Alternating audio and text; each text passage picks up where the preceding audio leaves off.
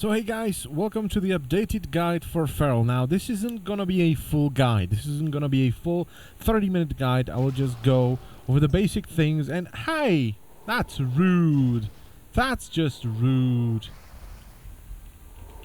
That is just rude. So rude. So rude. So as I've said, this is gonna be a very quick guide, alright? I just want to bring it up to speed because still, my most watched video is the Feral Druid guide, even though the title clearly says outdated. Alright, so let's talk about it. So first of all, the talents, level 15, completely encounter dependent. Do you need to charge after mobs? Do you need to jump over things? And if you don't have to do either of those things, you can use Feline Swiftness. Level 30, Ysera's Gift because it's just the best. Renewal is shite, and Scenario and Ward is kind of shite as well. Level 45, once again, encounter dependent. Typhoon, a repositioning skill, those are very good. And they good for interrupting. Mass entanglement, good for mass crowd control of mobs that don't cast or, just melee mobs in general. Fairy Swarm, good for single target crowd control. Level 60, you're probably gonna rock with Incarnation because it has great synergy with other things. But if you want to learn the stuff, you just want something nice and passive, run with Soul of the Forest, okay? If you're learning, you can run with Soul of the Forest. Force of Nature, unfortunately, even though it's probably the most fun out of these three, it's also the worst. It's gonna get buffed in 6.1 though, so maybe in 6.1 we can finally use it. Level 75, pretty much the same thing as 45. Mighty Bash, good for single target, stuns, interrupts. Ursul's Vortex, second to last boss, good for mass crowd control. If you need to lock those ads in these, what are they called, suppression zones, you can use Ursul's Vortex. It's fantastic. And Incapacitating Roar is really easy to whiff with. Okay, it's really easy to whiff with Incapacitating Roar, which makes it almost useless. Alright? Then we have level 90. If you're using Blood Talents, you can run with Nature's Vigil. I do not recommend Dream of Scenarios with Blood Talents, because Blood Talents cuts down your healing. Okay? You essentially do no healing with Blood Talents, because you're not using Healing Touch to heal. You are using Healing Touch to buff your damage. Alright, so using Dream of Scenarios with Blood Talents doesn't make an awful lot of sense, and Nature's Vigil also pairs fairly nicely with Incarnation. So this build right here, then we have Blood Talents, of course, Blood Talents, blah blah blah, try hard build. This is the build that can give you the highest potential damage. Okay, the highest potential damage. Now here's the thing. People are really angry when you tell them that Lunar Inspiration is also good, and you can use Claws of Shirvala if you want to learn the class, or if you want to cast different spells while fighting something, okay, or when you're learning. The difference between perfect execution of Blood Talents, Lunar Inspiration, and Claws of Shirvala is infinitesimal. It is very small. The difference isn't very big.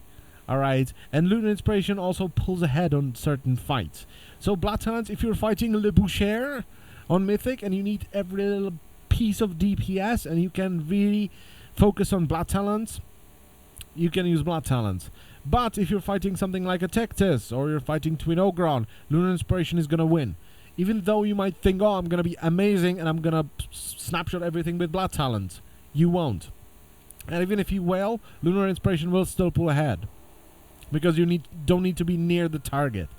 Alright, so if you're on Tectis and the mobs are kind of running all over the place, especially in the last phase, you can use Lunar Inspiration to have something ticking on them. Alright, on Twin Ogron, when one of them, the white guy I think, does his whirlwind, you can use Lunar Inspiration there. So your dots will fall off, but you still have your Moonfire on him.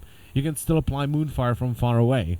Alright, and as I've said, Blood Talents is potentially good. It can give you more DPS than Lunar Inspiration and Claws, but the difference, alright, the amount of DPS you get and the amount of utility you lose and the amount of focus you need to dedicate to Blood Talents, for me it's not worth it. For you, it might be. Also, if you're using Blood Talents, they will do ludicrous amounts of damage when you're doing big AoE. So when you finally get to do swiping, which is around 10-ish mobs, 8-ish, 10-ish mobs, alright, Blood Talents will win there, because if you do a big Blood Talents thrash and follow it up with big Blood Talents swipe, yeah, you're gonna see some ludicrous numbers.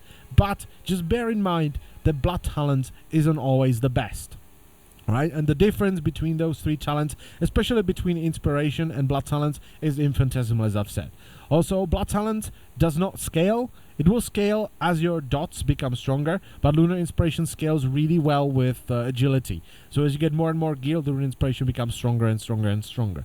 Alright, so this is the basic build. This is the build that has the potential highest DPS, which is Incarnation with Nature's Vigil because it has great synergy, and Blood Talent. Now, if you want to use sort of a more relaxed build and more of a, you know, I can deal with pretty much anything build, you're either using Claws or Lunar Inspiration. You're not using Blood Talents. Especially when you're learning a boss fight, I would not recommend the Blood Talents. Okay, I would maybe even recommend Claws if you're really learning a boss fight and you can't pay attention to Blood Talents or Lunar Inspiration. Now, the build I usually use is Dream of Scenarios and Lunar Inspiration. So I build like this. Alright, this gives me great utility. I don't have to use Healing Touch to buff myself. I can actually use it to heal other people. And with Dream of Scenarios, you do more healing.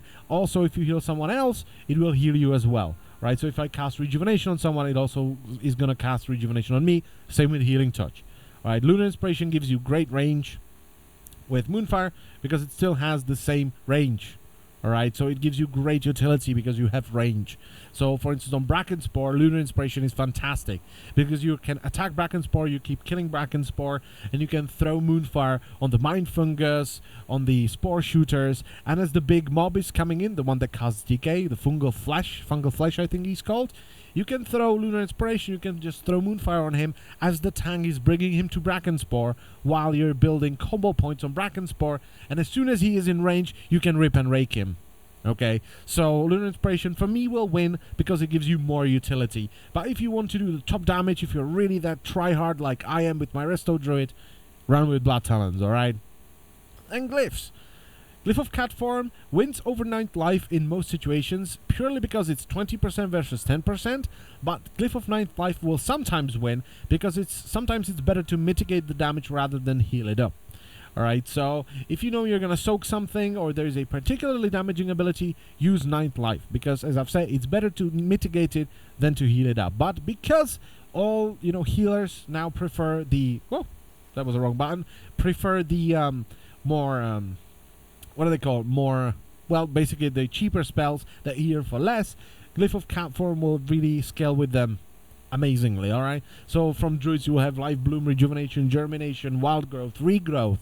Alright, from Paladins you will have, what is it called? The Eternal Flame. You will have Riptide from Shamans, Renewal from Priests, and all the ground healing. Yeah, Glyph of Cat form is pretty good with that. Alright, then we have Glyph of Savage Raw. Now, you can use Glyph of Savagery. Glyph of Savagery is better than Savage Roar, I do believe, on 4 targets. Alright, now you might think, why is that? You know, this gives you a 10% less on the Savage Roar buff. Well, it also gives you 5 more combo points every sort of 40 seconds when you have to refresh Savage Roar. Alright, so when you're fighting sort of 4 mobs, those 5 combo points can be spent on a rip rather than Savage Roar. And also, if you're fighting single target, those 5 combo points that you would otherwise use on Savage Roar can be used on a bite.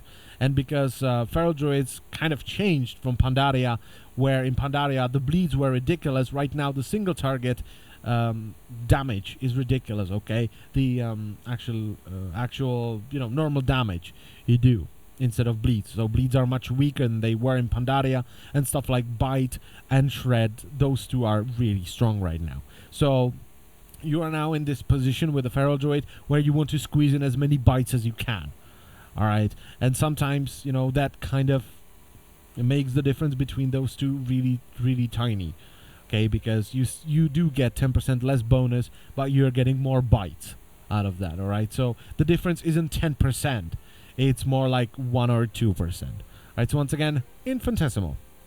But Savage Roar has a great synergy with Incarnation, because when you're fighting, when you have Incarnation up, it acts as you are in Prowl, okay? It acts as you are in Stealth, so every time you rake or shred with Incarnation and this glyph, you will get Savage Roar. So what you will end up with is sort of a 1.5-ish duration of free Savage Roar every time you use Incarnation, and then 1.5-ish duration of, you know, normal Savage Roar that you have to use combo points on while you're waiting for Incarnation. This also means that Incarnation should be really used on cooldown.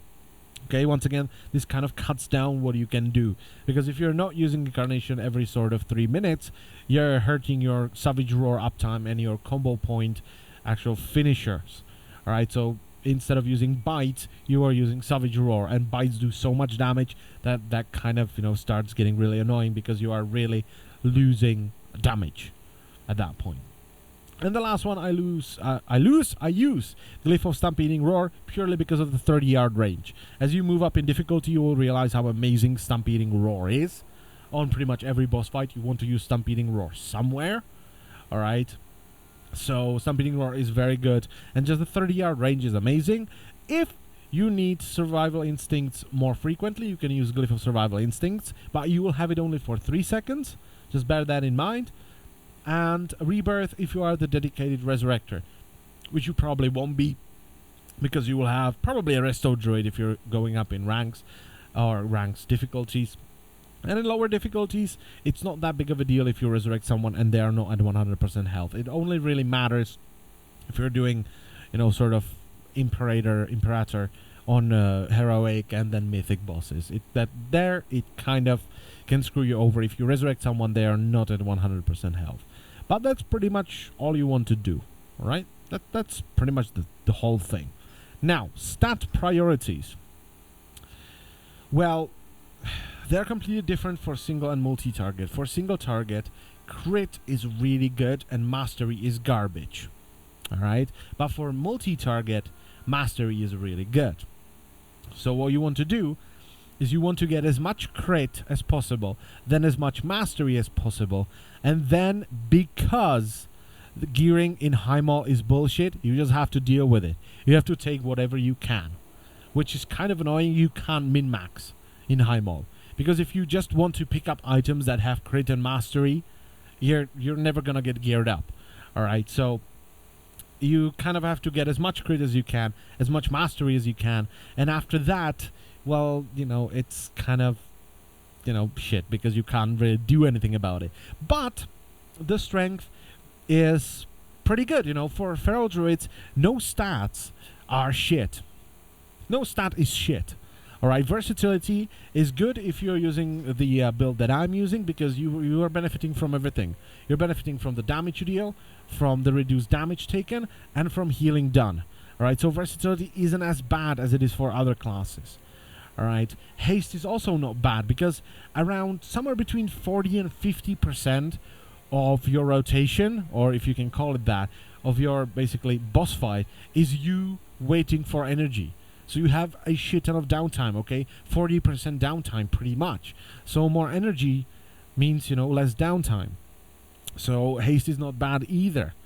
Alright, and multi-strike is probably the best out of the three. So if you just go by it, it would be something like critical strike, mastery, multi-strike, then versatility, and then haste. Alright, something like that. But you can't really pick and choose very much, because as I've said, the gear in Highmaul is bad. Alright, the actual stats on gear in Highmaul are just bad. Some items just don't have a class that would benefit from them. Okay, you drop an item and everyone's like, this is shit, I don't want it. So even though it has higher item level, you just disenchant it because no one wants it, because the stat combo is just useless. But that's pretty much it. Now the idea, if you're using the Blood Talons build, alright, is as follows. You want to get as many snapshotted dots as possible. So first of all, you always want to start a fight off by casting Healing Touch. Right? You always want to cast Healing Touch because Blood Talons is a 30-second duration. So what you do is you cast Healing Touch, and the first rake you do has a buff from stealth, so it does more damage, and it stuns, but it also benefits from Blood Talons. That also applies to the next shred. Alright, so the next shred will also do 30% more damage. Now the idea behind this thing is pretty much as follows. You want those two buffs on you. You want Savage Roar, or 3 buffs. You want Savage Roar uptime, 100%.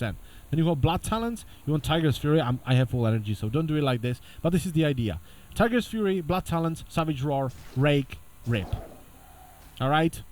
So you have as much power in those 2 dots as possible. So you want to have Savage Roar up 100% of the time, Rake and Rip upwards of 100%, and having them snapshotted with Tiger's Fury and Blood Talons as much as possible. Alright, that's the general idea. Everything else goes to Bite. Everything else, every other energy, all the other combo points just go to bites, because bites do so much damage. Let's just take a look at a bite, simple bite. Let's just get Savage Roar. Let's just put cooldown so I have the energy. Let's do Rip and Rake. Alright, let's just have them ticking, you know, doesn't matter. Now, we will wait for 50 energy. Boom. 40k, non-crit. Let's go up again. Come on, 50. Boop, 38k. I'm not getting any crits, this is just sad. Let's shred a couple more times. And if we do like that, I'm not gonna get anything out of that. So let's do just Rake, so I have it buffed. Because Bite has more chance of critting when attacking a bleeding target. There we go, 97k just from that, you know. So bites do a lot of damage, and if you can squeeze a lot of them, if you're very comfortable, you're getting a lot of crits, which will give you 2 combo points per crit. You can get a lot of damage out of this. Okay, so bites are very important now. You want to get in as many bites while maintaining Savage Roar, Break, and Rip as much as you can. All right. And if you have free Blood Talents procs, you can use it on bites. Okay, 30% on a big bite helps you a lot. So yeah, that's pretty much it for the feral stuff. I thank you all for watching the updated guide, and I shall see you next time. Bye-bye.